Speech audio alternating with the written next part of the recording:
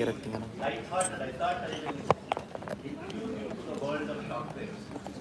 There are a lot of misconceptions about the word shock. What I will try to do in the next maybe about 45 minutes to an hour. I'm also doing a small demonstration to tell you what shockwaves are right here in the hall without hurting anybody, and it's a very safe experiment to do. And maybe by the end of this lecture, you will be a little bit more wiser on what shockwaves are all about. And then maybe in the afternoon lecture, I will explain what biological applications, what medical applications we can actually do from shockwaves. And then followed by that, we will have a third lecture which will be more focused on how shockwaves can be used for wound healing. And then we have a device which is now currently being used in clinical trials right here. Maybe if some of you are interested, you can even take a shot. And it doesn't do much. It actually promotes angiogenesis, as Dr. was mentioning in the morning. Is that okay? Yes. Because whenever I give a talk, I am reminded of this incident. It appears when a teacher walked into a classroom, he asked a question to the student who is sitting in the front. Who is the greatest of the class? Is it the mother or the teacher? Teachers always want to hear good things about themselves, right? Students are also very clever. They always keep praising the teacher so that they get better marks in the internal. So the student, without batting an eyelid, he replied to the teacher, "Sir, you are the greatest. You are better than the mother." The teacher wanted again to say, "Please tell me how." And he said, "Mother struggles for 45 minutes to put a single child to sleep. She sings stories, she sings lullabies. Still it is very difficult.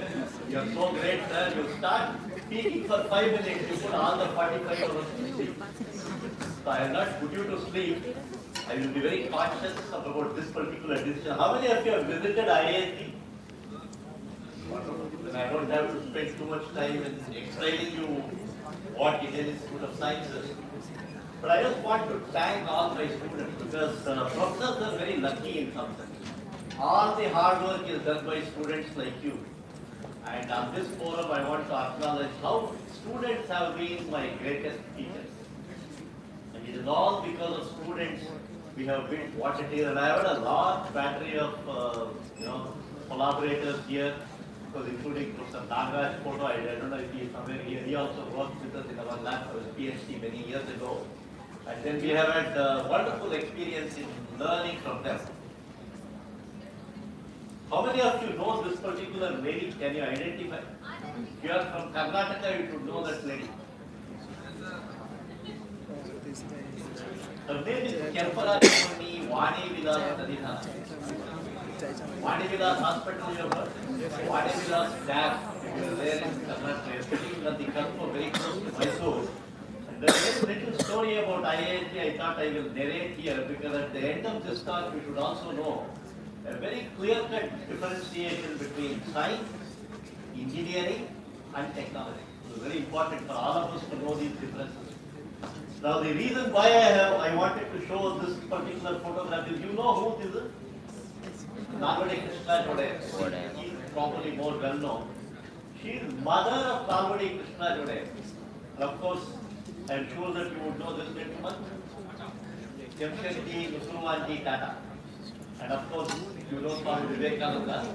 I have also curiously put Vaidhu Sandal soap here, which is in the news in the last few days for the wrong reason. The story goes like this. Swami Vivekananda was actually traveling to address the World Parliament of Religion. This is not a story, this is a real incident. I located the original letter written by J. Tata to Swami Vivekananda, put it as a part of IASC archive. Only after that people recognized that Vivekananda had a role to play in the formation of Indian Institute of Science, and a stamp was released by Government of India on the occasion of our centenary. And when both of them met, Swamiji seems to have asked him, this is there in the Prabhupada Bharata writing in the 1912. Some of you are interested, you can go through the archive. This is also there in the Tata archive letter. And when I gave the original letter written by J. Tata to Swami Vivekananda to Dr. Kalam, then he probably made it more popular.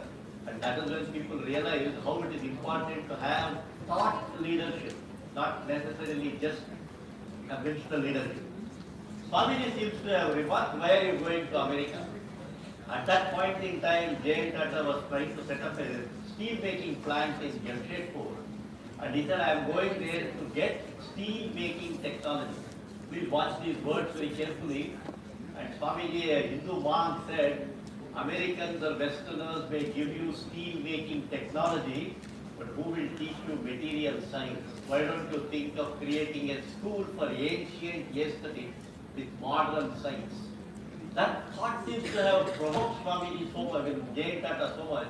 He comes back and writes a letter saying that why don't you really look at Yuda? By that time, I think even J. Tata was already looking at starting an institution in India, but he had not firmed up on the entire idea.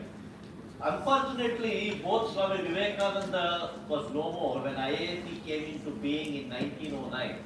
And the reason why I have put the photograph of Kemparajamani Vani Vilas Sadidana is when Sister Nivedita, along with Secretary of Padam Shah, approached the Vaishnav kingdom, she gave the entire land, which is called as the Upper Palace Orchard.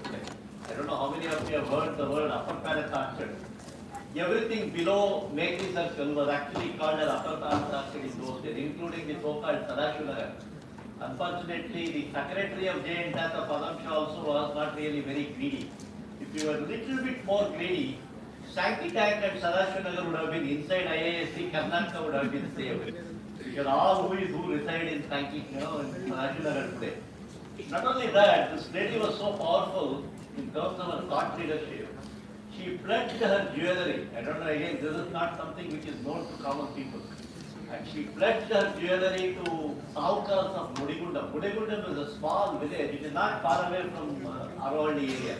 Very close to my native place called Kollega. The money that came from that pledged jewelry was what was handed over to Sir Mokshamundam Visheswaraya to complete KRS Bank. She's a remarkable lady. In many sense, she was mother of Nagudi Krishna today. So then she was the one who actually did several things. You may be wondering, why am I talking about all of this on a Shockwave Symposium? But it has very good connection.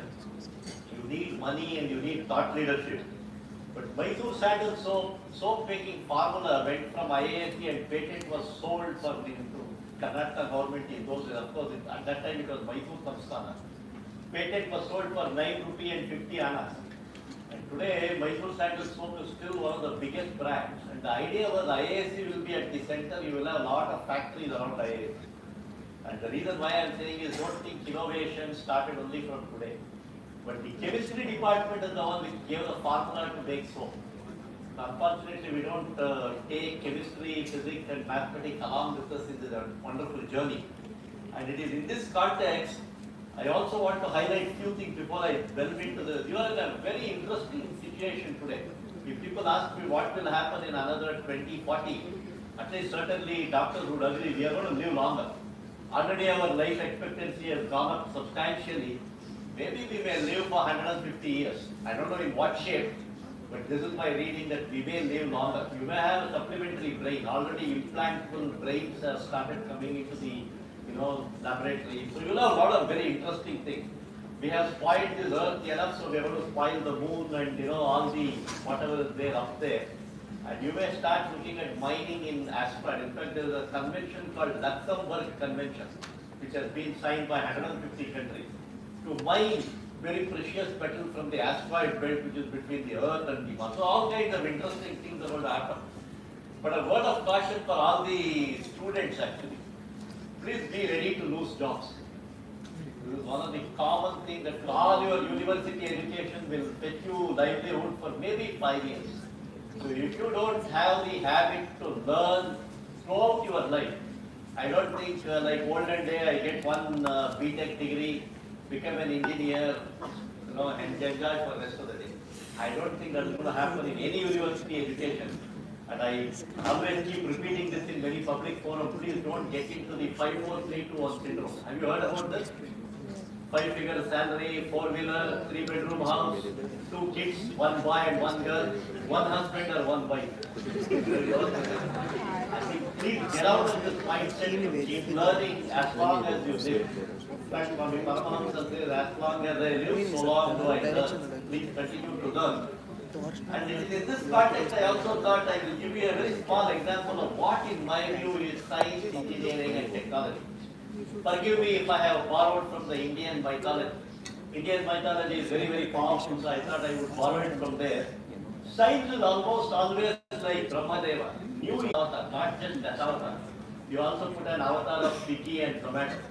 You can get into all kinds of things. You are very adaptable. The engineering is more like Vishnu, whereas technology is more like Shiva. The day a new technology is born, it is bound to die. So Shiva is known to be both creator as well as destroyer. So in science, you ask actually the question why and go and find answers to that. But in engineering, you actually ask the question why not. But in technology, you never ask any question.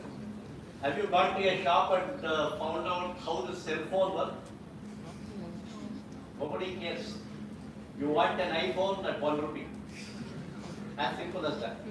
And tomorrow you get something better than iPhone, you throw this and you go behind. So this is very important for us to recognize science, because you are all fond of definitions, right? In according to me, if somebody asks me what is the definition of science, science is all about understanding nature. Science is all about asking the question why and trying to go and find answers to that. Engineering is something where you ask the question why not, and in technology you don't ask any question. But I have also added two more things here. Saraswati is known for knowledge, right? And you also have, how many of you remember the story when Krishna opened his mouth and Ma Yashoda was able to see the entire universe? Probably that was the early days of scanning electron microscopy. Today, transmission electron microscopy, recently, I don't know how many of you read neurophilic photography, where you can even look at 50 nanometer resolution. You can actually do cellular imaging today. That means you are able to see what you could not see many years ago. And these two things put together, today knowledge is power. People are looking at Industry 5.0, where they are looking at mass personalization rather than mass production. Everything is something very unique. All of you, in fact, when you buy a mobile phone, you want to have your own app. You want to create your own app. Everything needs to be personal. So it took probably 450 million years ago to come from an amoeba to Homo sapien. But today, again, the man is trying to rule in many sense.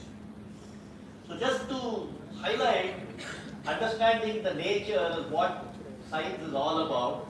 And it is in this context, I will just give you a few examples before I move on to shockwave.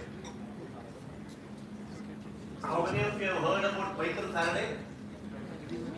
If this man were to be alive in the say 20th century, he would have won nothing less than half a dozen Nobel Prizes. And there is a very interesting life incident that happened in around 1583. In a small function in Manchester, he was trying to do a very small experiment. He had two magnets.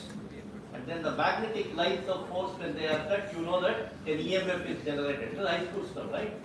And then he had a small meter which was shifting whenever he used to move like this between two powerful magnets. A British Nobel who walked into that science exhibition, he asked this boy, hey, what is the use of this experiment? This is a common question, right? Everybody asks, especially young faculty, when they want to do something. Everybody, including faculty nowadays, we have that habit of asking, hey, what is the use of this? This young boy, without battling an eyelid, he said, sir, please watch my word. You will charge people who will use my invention. All of us are paying electricity bill even today. Friends, that is science. Magnetic lines of force, when they are cut, produces an EMF with a new information which came into being for the first time. That is science. Today, of course, we build electric motor based on that principle. And that is engineering. When does it become a technology? Morning you switch on the motor in your house, water gets pumped from the sump to the overhead tank. You don't even care how a motor works. You don't even care when you put the switch how electricity is produced. Where does it come from? You don't even know that Shivanasamudram hydropower station, which is hardly 100 kilometers from this campus, powered the street lights in Bangalore way back in 1915. And we were the first city in the entire Asia to have street lights powered by hydropower station. I don't think how many of you would have visited hydropower station over there. That is technology. So again, to repeat, don't get into technology often, but please catch fundamental science strong. Once you have good science, you will have good engineering, can become a good product. And in fact, in the same note, I also want to talk about Marie Curie. If you have not heard about her in your life, if you get a chance to visit France, Paris, they are not allowed to stand in her grave even today beyond 20 seconds. Because they believe that she had breathed in so much of radioactive element, the half-life is not over. Even today there is radiation coming out from her grave. But what is so great about this individual? She won not just one Nobel Prize, two Nobel Prizes. But then she took all her patents in the name of humanity. Even today, Marie Curie Foundation funds lakhs of people for their postdoctoral fellowship, for their doctoral fellowship, not just in Europe, but from everywhere around the world. The reason why I am mentioning this is that engineers and as scientists, ultimately our justification should be when you create a product for the welfare of the society. That is the most important goal that you should have, other than making money. I should create a product so that the common man will use the product and have a better living. Only when he recognizes a better life, he will recognize science. So it's always a big debate. Science cannot be recognized by society, but products can be recognized by society. But product will not remain forever. You can't be driving an ambassador car forever. You will change. So you also have to become adaptable. So on this note, I will just take you through a small storytelling session here on what shock waves are.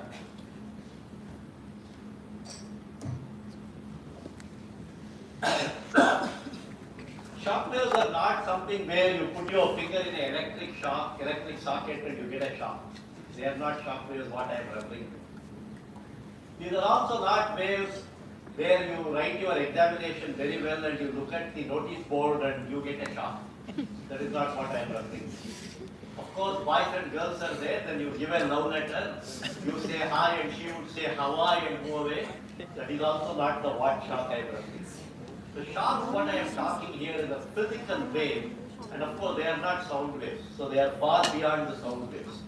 And in fact, the earliest recognition of a shock wave recorded in the history is almost way back in 1746. And incidentally, it was a mathematician who actually found out that there is some kind of a structure over a body which is moving at velocities which are beyond the speed of sound.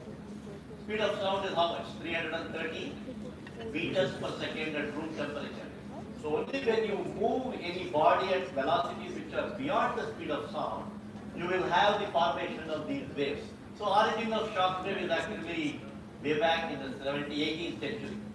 But while I am speaking to you, I am actually producing some amount of sound, right? If there were no microphone, unless my voice is very loud, you will not be able to hear somewhere there, correct? And it is said when Hitler was actually giving sermons in the 1940s, people in lakhs of people used to, assemble, and whatever he used to speak, the first 3 rows used to observe, but they in turn used to tell it to others. So normally when sound waves are produced, the particles in the air, they actually vibrate. And they usually vibrate at about 10 to the power of 9 hertz.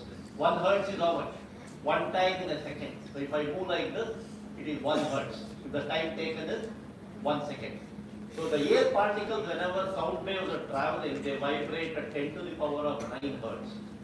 Suppose if when they travel, they usually travel like this. They have rarefaction, they have compression. So they compress, rarefact.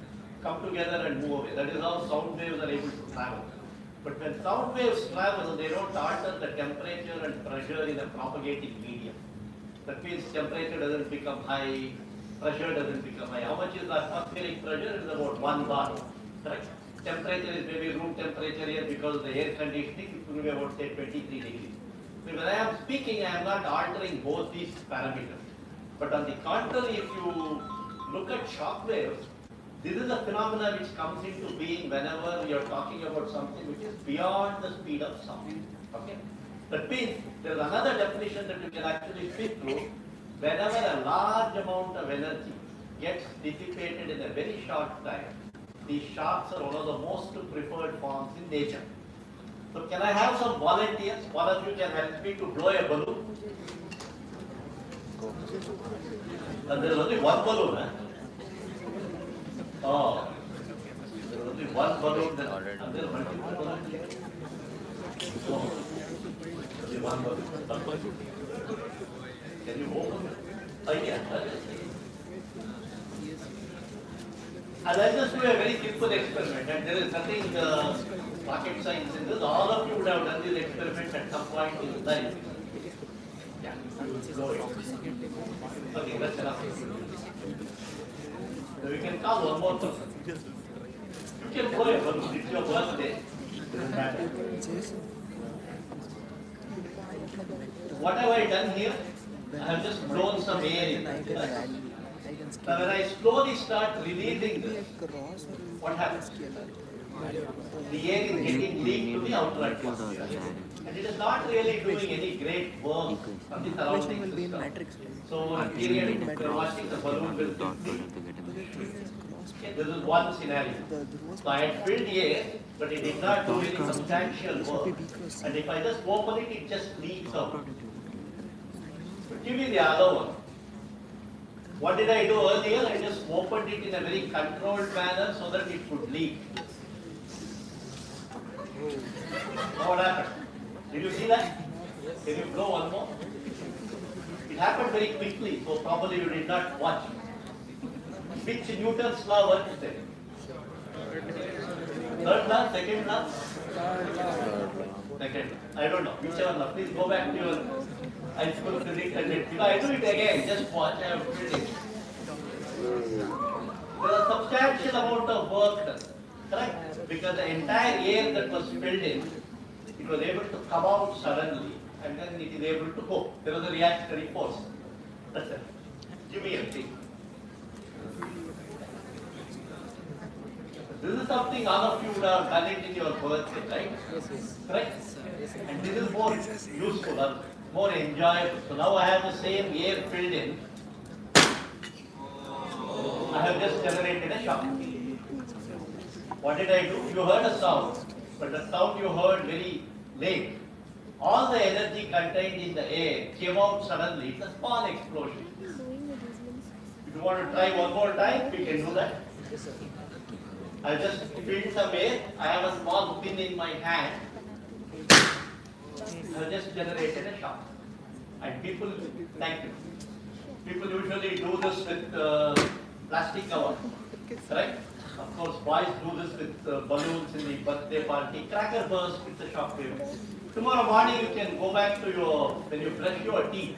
Of course, in the morning you have other things to do. You may not have time to really look at all of this. But please observe, when you open a tap, the water when it falls on the sink, there is a small region around the sink where it appears as if there is no water. And then there is a small bump that you really see away from that. This is nothing but a shallow water shock. This is called hydraulic lift. A small tsunami.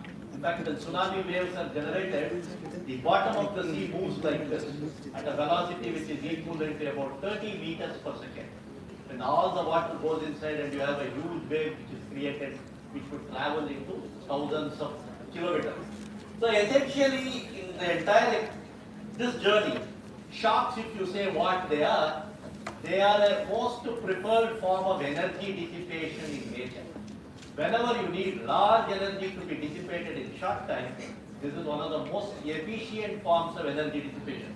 In fact, there are some notes, I can pass on these slides to you a little later, but just remember at this point in time that we are talking about energy dissipation very suddenly, cracker burst, exploding wire, or explosion of the cylinder, hydrogen explosion, earthquake, tsunami, volcanic eruption, interstellar space when a new star is formed, a shock is created. In fact, in Japan, they sense the shock wave generated because of earthquake, precursor shock wave, and they turn off the power to all their bullet trains in 20 seconds flat, so that they reside exactly on the same track.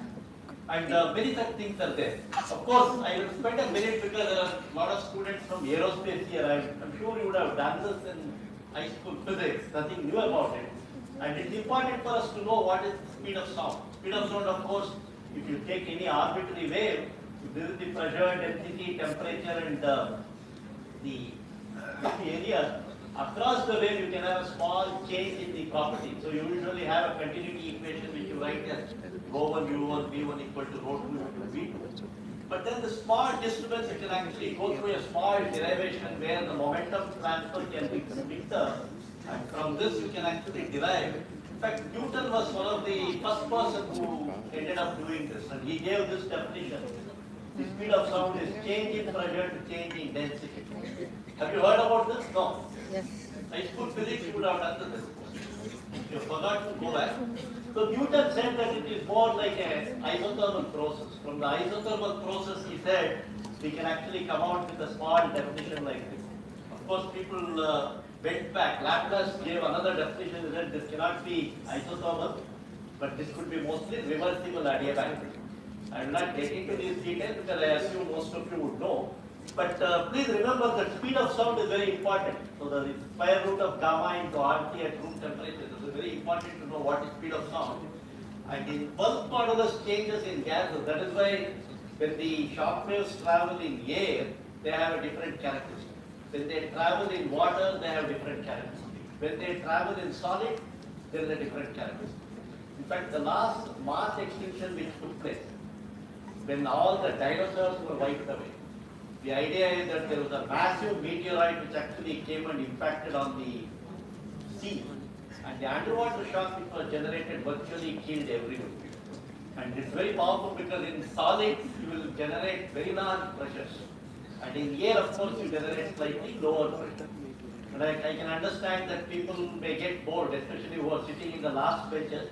Bear with me for another 10-15 minutes so that it will be more interesting than taking a selfie. We will get on with it. And essentially trying to tell you that the speed of sound is something where it is about 330 meters per second at room temperature. And if an object flies at velocities which are beyond the speed of sound, you have a term called Mach number, which again keeps using. People will say Mach 2, Mach 3, Mach 4. It simply means so many times the speed of sound. In fact, Kalpana Chawla's accident which took place, the vehicle re-enters the Earth's atmosphere at velocities which are typically about 18,000 kilometers per hour. What is the average speed of your car in Bangalore? 10 kilometers per hour, not more than that. But here we are talking about 18,000 kilometers. So when it re-enters, the entire Earth is stationary. All the kinetic energy got converted into heat. And the ceramic tile which was there on the outer surface of the space vehicle, they basically loosened up, increasing the temperature to about 400 degrees centigrade, and the entire crew was burnt alive. So this Mach number is a terminology which is used. So shocks cannot be produced if the velocity is not very close to speed of sound. So that is how it is generated. Of course, what are these features of the shock wave? Of course, I blew a balloon here and there was a tiny shock, but you would not have felt any effect. Because it depends upon how much energy is there. For example, if I put a cracker here, you will find the vibration even over there depending upon how intense it is. So the amount of energy dictates the effect of shock. So what it does is it alters the pressure and temperature in any propagating medium. In fact, I was part of an international study team where a doctor in Israel actually had a very good eye. And then, of course, the terrorist attack today can happen anywhere. So this happened probably what I am narrating is about 2 decades back. They used to keep the bomb in the seat which is below the passenger. And they all had buses which had a separate cabin was at a lower level. And the blast which was generated, the blast wave traveled all across the bus multiple times. But the driver who was in the cabin, he was unconscious. There was no blood injury from outside. But then one doctor said, you please rush that guy to the operation theatre. And at that point in time, it became a big thing. Why is this guy shifting somebody without any injuries to the operation theatre? Of course, by the time he went there and they tried to cut open his body, he was no more. Every organ inside had actually ruptured. Please remember, a human body is such a complicated animal. I think in my view, it will take another 400 years for us even to understand another 10% of our human body. Yeah, organ like heart, doctors are here, it is not good to say, but then the students should know. It can beat close to 1 billion times in its lifetime. And I don't think engineers will ever be able to produce a material which can keep on pumping up to 1 billion times. And the reason why I am saying is shocks can be deadly. 0.7 bar will rupture your lung. And that is the reason why people have always looked at the destructive effects of shock wave. But we have done some very interesting experiments in the laboratory. You have an apple, expose that to shock. Outside it remains as an apple, but actually I can put a straw and drink juice. Everything inside would have become pulpy. So the effect of shock is it increases the pressure and temperature in the propagating medium. And that happens in a rapid manner before you could even realize. In fact, we have done some experiments with rabbit brain. The skull bone, it actually heals quicker after exposure to shock. Why does it heal? It's a foundational question. Why shock waves have not really penetrated the medical field in a very big way other than lithotripsy? Because one question which I personally have been chasing for the last 20 years along with my biology colleagues, what happens to a single mammalian cell when it is exposed to shock? We do not know. There are a lot of unknowns which are there. But today a race horse, if it has a problem in its leg, there is what is called as equitripsy. If you have a tennis elbow, Sachin Tendulkar got his tennis elbow treated using shock waves. So many applications come in. But if you ask me what are the features of shock wave, simply the definition says shock waves are generated whenever there is a sudden release of energy. Massive energy dissipation within a short time creates a shock wave. This happens in aerospace, this happens in all kinds of fields. And what is the property of the shock wave? It will increase both pressure and temperature in any propagating medium. Are you with me till now? Hope you understood what this is. And these are all naturally generated whenever a body travels at speeds which are beyond the speed of sound. Rockets, missiles, launch vehicles, supersonic aircraft, sonic boom, these are all examples of shock waves. Of course, there are several things on the internet. If you find, when there is no speed, it is mostly sound wave, which actually goes like this. But if you are equal to speed of sound, this is how it is. But if you go beyond the speed of sound, then you have several waves. For aerospace engineers, it is important for us to know what is the distance between the shock wave and the body, because that region will always be at a high temperature and pressure. So we need to protect the vehicle. Of course, you would hear many things in the next 1 week by several people who have spent all their time in understanding shock waves. And this is one such example which is there in the internet. If I have a small body, there is an experiment done on the wind tunnel, and then there is a body and there is a flow. Gradually they keep increasing the flow. Somewhere around when you become 0.8 times the speed of sound, you will realize slowly the waves start appearing here. These are all compression waves which are slightly more powerful than the sound waves because properties do change across the wave. So shock waves are not acoustic waves, shock waves are not sound waves, shock waves are wave fronts or a transient where properties change drastically. So maybe now I am very close to 0.8, this needle will basically take it. Can you see this wave structure? Of course, Professor GK has spent all his life in NA trying to do these things in a wonderful facility called NTAF, National Tritonic Facility. And of course, there has been no flying object which has gone out from India which has not gone through that tunnel. So people are trying to understand this. If you go closer to transonic, you will find that this wavefront is becoming stronger and stronger. So I need to know when flow goes, what happens to temperature, pressure, density across these waves. So that is why this has been mostly a domain of aerospace engineers. But this is a natural phenomenon because you are looking at vehicles flying faster and faster. Everybody wants to fly faster than the speed of sound. In fact, don't be surprised, in 30 years from now you may have a vehicle which flies at hypersonic speed. You will reach from Delhi to Bangalore in 15 minutes, Tokyo to New York in 1.5 hours. People are now building engines which has got no rotating parts. Scramjet engine doesn't have any rotating parts. You have a lecture on that towards the end of this particular workshop. So from conventional principle, just remember shocks are like this. They produce a pressure and temperature rises like this. And if you have a blast wave, probably the area under the curve will be little different. So how is it important for medicine? It is the area under this curve forms what is called as impulse. And that is the energy contained. How do you transfer this energy can do wonders. For example, in our own lab, we have put a DNA inside a cell using shock wave. We have also broken a granite using shock wave. It's exactly like the surgeon's knife. It can take somebody's life, it can also cut a fruit. So how do you really create these profiles? The shape of the wave is what dictates how do you do different applications. Unfortunately, the Darnier story which your pro vice chancellor said They have monopolized this shockwave generator for the last 30-40 years. So no medical application has taken place using any other equipment other than lithotripsy or variants of lithotripsy. And that has been one of the major bottlenecks we wanted to break. We ended up building our own shock generator. You will see this equipment later on. Dr. Akshay is here, he will demonstrate. And this has got nothing to do with the lithotripsy. Because lithotripsy, if you take the pulse, they will all provide a pressure level of something like 20 megapascal, 200 bar. But it would remain for about 20-30 microseconds. In a very small volume of 1 mm or sub-micron. So you can't really use a lithotripsy and hit a bone. The bone will break. You can't hit a muscle, it will burn a hole. And this is one of the reasons why the Western world monopolized the shockwave generator. In fact, in a lithotripsy, there is a small rubber material filled with salt water with 2 electrodes. And one replacement of that is 98,000 rupees.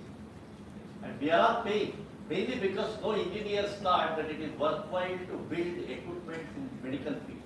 So I am so glad that engineers are talking to doctors in this workshop at least. So there are several examples. This is the example I gave you of the balloon, which I just demonstrated. So if you puncture a hole, you will find some wave structures here. The schlieren is not very clear, but maybe this one will provide you some wave front. Can you see a small wave here? That's actually the shock wave which got generated when I did that experiment here in the zone. But here is transparent, you can't really see. So you need to do a parallel beam of light and cut the refractive index to understand some of these things. I also call these as enchanting waves, mainly because these are very, very fascinating. And they have got a finite thickness. The thickness of the shock wave is typically about 10 to the power of -6, close to few angstroms. But in outer galaxy, you may have shock waves which travel in solar flares at speeds which are 100 kilometers per second. Unbelievable speed. We are talking about 1 kilometer, 2 kilometers, but there the shocks can travel much higher than this. So please watch out on the temperatures and velocity. And of course, I have already explained to you the property of what shock waves are. Well, there are several shocks that people have captured in flight. Rather than going through this movie, I'll just show you this is there on the internet. You can just go. One of the nice things is this was captured by one of my friends who worked in NASA, who still continues to work several decades ago. Of course, this color shading was done very recently, about I think 15 years back. And what is interesting, as I told you, is this is a T-38 bomber, and this was captured using solar energy as a light source. So all these things that you see here, these are all shock waves. So what is the property? If you have some low pressure here, when it crosses the shock, there is a sudden increase in pressure. There is a sudden increase in temperature. There is a sudden increase in density. And I need to understand as an aerospace engineer what happens on the surface of the aircraft. If there is a large pressure, then I can't run faster. This is something like when there is nobody around you, you can run very fast, right? But then when you are running, you can try this experiment. Of course, don't try to do this when you are around a turn. When you are traveling, say in a car or a bus, you keep your hand outside. Then you can actually see the air pressure. Just you do little bit, then your hand actually goes up without your knowledge. That is how an aircraft actually flies. So you have large amount of drag. So we need to understand the position of the shock wave to figure out how do you design next generation vehicle. That is why most supersonic vehicles are very slender. But then something entering the Earth's atmosphere will be a blunt body. You need more drag. So aerospace engineers spend all their time to understand how these shocks are generated, how do you control them. You have several talks which are lined up during the course of this week, doing all of this. This is another closer view of this aircraft. In fact, the typical speed that we are talking here is 1.2 kilometers per second. It's a very, very large velocity. Much faster than the average speed of vehicles in Bangalore city traffic. These are all some of the things which GKS and his team did in NAL many years ago. And I am so glad that they arranged a visit to NAL. It is a pride of India in many sense because this is one of the world-class facilities that India has. And as I told you before, there is no facility, no flying object in India which has not gone through the NAL tunnel. So these are all typical bodies, So you keep this and then you create a marked, supersonic flow. then you can actually see a shock wave. And I'll tell you a little story about this later on which I had with that alarm. But I am essentially trying to tell you that these are all very much physical. There is nothing unusual, complicated about shock waves. These are there in the bathroom sink, they are there in the balloon burst, they are in the cracker burst, as well as in a rocket which flies at speed which is beyond the speed of sound. Of course, these are all again, you will find plenty of these wonderful pictures in the Wikipedia to several things. In fact, rockets when they fly, the so-called shock diamonds, they dictate what kind of thrust a rocket actually gets. I think Suri himself will be talking on shock waves in scramjet and ramjet towards the later part of this lecture. They are everywhere. In fact, the first experiment Oppenheimer did many years ago when the nuclear explosion took place was to tear pieces of paper and then leave them on the path and go back to a safe bunker. And the high-speed camera captured the trajectory of the paper, and by knowing the particle velocity, you can estimate what was the energy. In fact, you would have heard about Kargil war and before that the Pokhran blast, right? When such blasts take place, people just measure the pressure. And if you know the pressure, you can go back and decide how much is the energy. In fact, this is the view of a shock wave which is formed in the outer galaxy.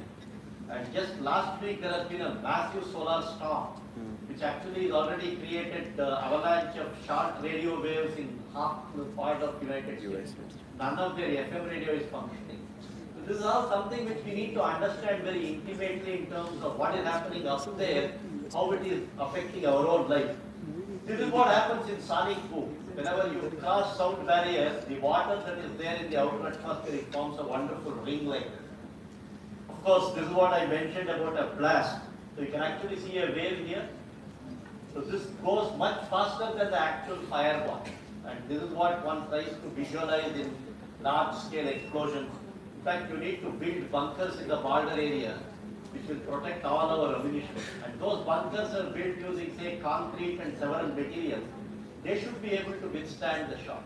So we work with soldiers on the battlefield today by designing new materials, new facilities to do many of these things.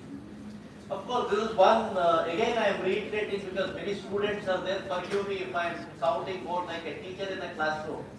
So shock waves are again, whatever the energy in this pulse dictates the application. So if you want to make it broader, shorter, all kinds of things, this will dictate. So they are not sound waves, but they change the thermodynamic state in a propagating medium. If this very current book has got this famous cartoon, this is almost like if you have a tree and you are sliding down, or you are running to catch a bus because your girlfriend is in the bus, suddenly you find a big rush. You are bound to hit everybody. This is what happens when you are coming down a hill skiing. So when shocks are there, you will have a large accumulation of pressure, temperature, and density. Of course, we began research in IAC in this field way back in 1970. I'm sure you saw Professor K.P. Reddy here. Professor N.M. Reddy is no more. I think GKS must have taken classes from him. And I was the last student, PhD student of Professor N.M. Reddy. So after he passed away, Professor K.P. was the supervisor. We just had one facility like this. And he had returned from NASA in those days and built a small shock tube and a small shock tunnel. In fact, this is the first shock tunnel which was there in 1970s. This is a view of our lab today. And this is spread over an area of close to 2,230 square meters. And I'm also proud to say that this is the largest lab of its kind, not just in India, in the world, in any university in the world. So we are. Again, what is very special about this is none of this was designed and built by professors. They were all designed, built by students like you over a period of last 25 years. And every facility that you see here, they are all built in India. In fact, based on this today, ISRO has built a 300 crore complex in Trivandrum.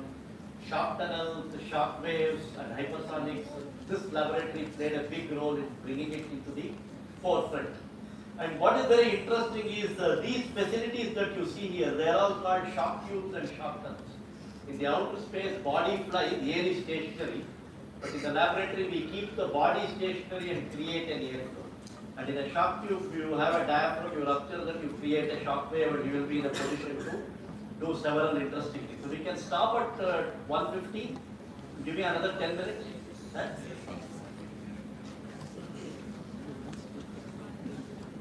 So I'm sure you would be hearing the word hypersonics in the literature in the last maybe few months. Chinese have built a new missile. And America is very scared that China has a missile, Russia has a missile, and India doesn't have a missile which can fly in hypersonic speed. Everybody is trying to build a missile which can travel at about 6,000 kilometers per hour. That means they will be able to cover almost half the earth in no time. Anywhere in the world is 1.5 hours is the motto of US Army. But unfortunately these light vehicles, they are all launched from the ground. They go outside the Earth's atmosphere and they keep hovering around there and they suddenly rush back. And no radar can detect these missiles. Japan, in fact, last week they have invested huge amount of money in building a countermeasure for hypersonics. This is going to be a big area in the future where people are trying to understand. But unfortunately, when we began the work 25 years ago, 28 years ago almost now, there was no hypersonic program in the country. Maybe few of us were mad, we invested money from our own pocket to do experiments. There was no money in those days. But today at least our lab itself is worth 200 crores. It means that you need fire in your belly to do experiments, not really big things. So this is a very famous cartoon which one of my students with a postdoc now wrote up, Janardhan wrote up. I think he was there in the lab around the same time when Professor Nagaraj and Professor Rakesh were doing their PhD in IASC. And this virtually summarizes the several applications shockwaves can actually do. And we asked a question whether it is a boon or a bane. In fact, when I came back in Japan, I thought we should start a shockwave lab because until then shockwave was not a discipline. People were only looking at shockwaves in transonic flow, supersonic flow, but they never thought of other applications. But today we have looked at almost all these applications here, starting from how do you make your morning tea better to virtually everything. I will not talk about any applications here because you have several talks which have been programmed in such a manner that you will really learn about shock waves in hypersonic, shock waves in medicine. Of course, I will come back to bore you whether you like it or not, because I have traveled almost close to 50 kilometers, so you will have to bear with me. And other applications, of course, people will be talking in the consecutive lectures. So how do you generate shocks? Of course, the simplest method to generate shock is to have a small shock tube like this, use a diaphragm. Of course, there must be one diaphragm which we had kept a metal plate. You keep a metal plate and you rupture that suddenly with compressed air, you get a shock that is generated. This is almost like a test tube for any gas dynamics lab. You will find plenty of several of these shock tubes in our lab when you visit us on Friday, right? So this is a picture of a small shock tube. One side there is high pressure, the other side there is low pressure. I put a metal plate, suddenly it just opens up. This is like a simple balloon rupture. Of course, you nowadays have a high-speed valve which we have designed which will provide you several shocks. So there are several formulas. I will probably leave this PPT for some of the students because you may not find them in textbook. You can calculate several of these things. In fact, there is a gas dynamics, I think you do teach them about shock wave. But then we made it a part of VTU syllabus several years ago in first year engineering physics. So that a small shock tube or a shock tunnel can become a laboratory tool. In fact, we have sold a couple of shock tubes to Korea and University of Austin, where they are using it to teach their kids about shock waves. So every Indian should be proud of. An American university uses our facility to teach them. It's important for us also to learn. So maybe if DSU doesn't have a shock tube, please put a shock tube. To the high time we will be able to help you. And America, in fact, University of Mississippi has, they paid us close to $100,000 to have a shock tube for their research. So we are now building it to several people. In fact, last week, one of the largest shock tube in India, which is about 500 mm diameter, we commissioned it in near Delhi, a place called Pinkua, where DRDO is going to use it to test all the concrete panels which are used for making bunkers.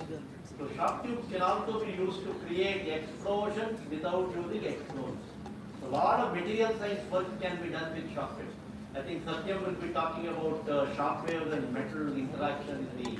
So everything, there is a lot of work that can be done by chemists. Our lab has people from chemistry, physics, biology, mathematics, all of us work together. In fact, you can predict internet traffic burst using shock waves.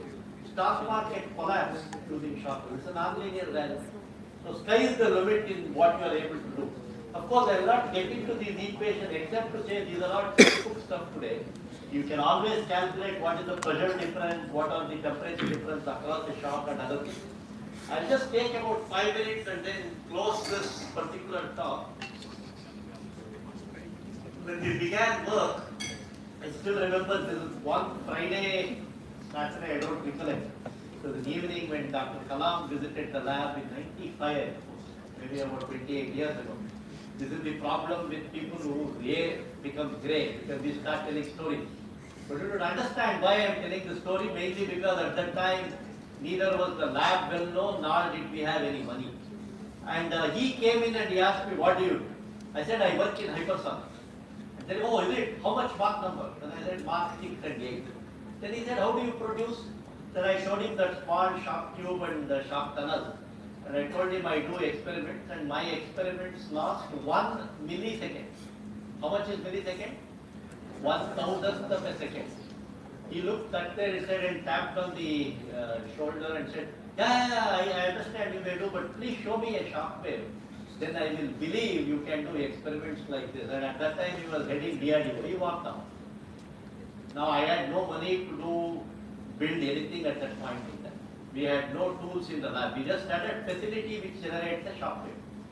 Then luckily the burning desire was so great, then I ended up putting some money from my pocket. Professor Reddy was kind enough to put some money from his peers. And these are not cock and bull stories, these are all real incidents. Then I had another humanitarian, Professor Srinivas, he is retired now, I think Suri would know he worked with him. So he was kind enough to give me another 10,000 rupees. I pulled up about 45,000 bucks in those days. And I borrowed a camera from my brother who used to work in adjacent laboratory. And then of course we got ASA 1600 film, which was not available locally, from another friend from US. And then we had to set up an experiment. My experiment gets over in 1 millisecond. So how do I visualize? I have no money for electronics. So I somehow built a small device with the help of another ex-NAL colleague, Subraidu, so he is still there. And then we stuck an electric discharge between a model which is there and then another needle. Needle of course we bought from Malaysia market. But I can't do these experiments because no ordinary camera I can click, because when I click it is 1 second. So what we used to do is start the experiment in the night. And luckily my wife was very considerate. She used to click the camera many a day. Leave the camera open and make the entire lab dark. And then develop about 6 to 7, 8 shots. At least in those days we had very good coffee place in IAS. You could go and drink coffee in the midnight. And then by 4 o'clock we used to wrap up the experiment, and in the morning I used to take the camera. Then I had another friend who used to cut the film and develop and show me whether there is any shock. 6 months friends, nothing happened. There are days, first photographs where I could see a shock. Rest is history. This came up on the cover page, and right from Kasturi to all VHs, they now have this on the drawing board. This was the first shock wave visualization in a tunnel in those days. And this costed us about 45,000 rupees. But when Dr. Kalam came to inaugurate our Center of Excellence, I showed him this particular movie. He was so flabbergasted that this was using a high-speed camera which costed 35 lakhs. This was the image we got, just one frame way back in the 1990s. But today we can understand everything because 1 millisecond, 10 milliseconds is a great time for me because electronics has progressed. We had to build our own data acquisition system. Please introduce microprocessor and microcontroller to your students. I don't think they ever taught me an electronic or a computer science base in their whole lifetime. Break the barriers between departments if you can. This idea of different department itself is completely outdated. At least before you go out, please make friends from your electrical department, electronics department, computer science, and including the guy in the canteen or your workshop. Because he will teach you more about engineering than anybody can do it in the classroom. Of course, today, high-speed cameras have become so popular that we can recreate Kalpana Chawla's accident in the lab. The entire plasma can be regenerated. We are only 7 countries in the world who have such capabilities. ISRO has embarked on Gaganyaan to space recovery experimental module, all because of some of these facilities. which few guys were mad and passionate to do it in this country.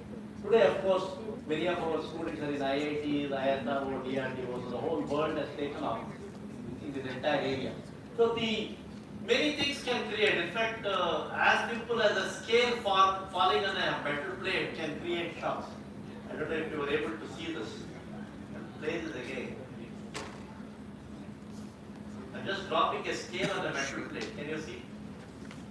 It actually creates a shock wave. So there are several such examples. You can even use an explosive to create shocks. So this is some tiny amount of HMX which we create, and then it gives me a very good spherical image like this. And if I can use the mechanical momentum, I can put a DNA inside. So several applications like that are possible. Of course, you can even use for the drug delivery experiments, we used another very interesting shock wave. This is another shock coming out. And there is one more shock which is generated using hydrogen oxygen explosion. All of them are able to do in a controlled manner in the lab. You will hear more about these devices by speakers in the next couple of days. This is one of the very early shock wave visualization that I did using a laser. And in fact, we use this to put a particle inside a cancerous tumor. A drug-coated, anti-cancer drug was actually propelled into the skin, especially after they remove the tumor from the brain. Because you can't inject anti-cancer drug using needle all the time. So this was the first patent that we got several years ago working with the Harvard Medical School, where we generated shock by using a Nd:YAG laser. Using this, of course, we did. I'll show you in the afternoon what we could do. Unfortunately, high-powered laser is not allowed inside an operating theater. So hence we abandoned and came out with a different mechanism to create shock waves. How many of you have gone to circus? So if you have gone to circus, the hunter actually does this. And he can't hit the animal. People think he actually hits the animal. No. The whip is very thin at the one end and it's very long. One of my German friends, I know, he actually did this and visualized the, can you see the structure here? And this shock, when it goes through the body of animal, it actually creates all kinds of things, because the shock, if you do a frequency spectrum, it has got what is called an infrasonic. I don't know if you have heard the word infrasonic. It is between 18 hertz to 28 hertz. That is why when you go to say any jungle safari, whenever there is a tiger roar, you freeze, right? That freezing, because our body is a low frequency system. Infrasonic going through our body, you enter into resonance. This happens to several people when you listen to very good music. You call it as a goosebump moment. Or you go to temple where the natural frequency of the Garbhagriha is around infrasonic, you feel as if you have some kind of a vibration. In Africa, there are tribes who actually blow a trumpet, and it creates a specific 18 hertz frequency and hits the bird falls down. They are able to hunt using this. In Bible, there are stories where people can create shock waves. In fact, there are theories which people say when Panchajanya was blown by Krishna, the frequency generated was predominantly in the infrasonic regime, so that the crowd control could be done. There are all kinds of things which are now floating around. People are able to look at music therapy, which has again become a reality today, mainly because Harvard Medical School, after heart surgeries, promotes meditation. But if you had talked about meditation 15 years ago, people would have said, "You are from BJP." But the real fact is today, PNA, the Proceedings of National Academy of Sciences of America, had a paper on meditation. Buddhist monks, when they meditate, a particular portion of the brain, you can actually, they call it as mindfulness. It calls for separate lecture, which I can give you later, where the mind calms down in terms of activity. But at the same time, when the soldiers are returning from battlefield, especially after the Iran war, this became a big issue. The arteries are shrunk by 20 to 30%. Blood flow comes down. You call this as a trauma-induced brain injury. They were all far away from the battlefield. But yes, low-intensity shocks can actually create a lot of problems in the human brain. In fact, we are now trying to set up a specialized group of people in India to work on TBI. In fact, now I am building a big shock tube for testing primates which are subjected to TBI kind of pressure signal. And one of the Institute of Nuclear Medicine in Delhi has come forward to participate and look at MRI signals when the shock is actually being passed through a brain of a primate and a rabbit. So I think a medical school should join hands in a big way by creating small facilities. We can create those facilities today. You don't have to buy a lithotripsy, but you can do other devices because we have spent all our time in building several shock tubes so that you can create a right kind of pressure signal that you can get into orthopedic, you can get into wound healing, you can get into several of these areas. TBI, we need a lot of neurosurgeons to work with us. If we can understand TBI, we can also understand Alzheimer. In fact, in South Africa, when I was giving a talk, a guy from an audience asked me that, can you make bodies hair grow again? It appears in South Africa is a big issue. Youngsters become born at 18, 20, and they don't get a girlfriend. And all of them are worried. We don't know what is the limit because we are trying to create a project which is so fast. All kinds of things can happen in the human body. So that Ashok was mentioning, we need to understand what happens to a mammalian cell when the shock goes through. What are the repercussions? So the science, if you don't understand, you can't build any device. But I don't know how many of you would have heard, you think we created shock wave. No. In fact, nature, there is a shrimp called fistule shrimp. This is called fistule shrimp. Because shrimp, of course, people like eating. But it can move the plot at such rapid rates that it can create a cavitation followed by a shock. And that is how it plays whenever it moves around below the sea. In fact, so much so, many of the submariners call it as a fistule shrimp because the sound it makes is so hard, it looks like as if somebody is shooting at depths of 300 meters. That's the power of science. Please learn and interact and learn from the nature as much as possible. Of course, there is a movie, probably I would stop here, but I don't know how long you're able to hear this.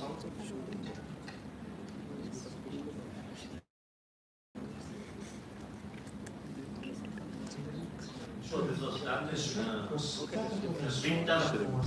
and the sound signal was recorded with a microphone. it actually moves the The cloud. snapping shrimp was then tickled with a pin.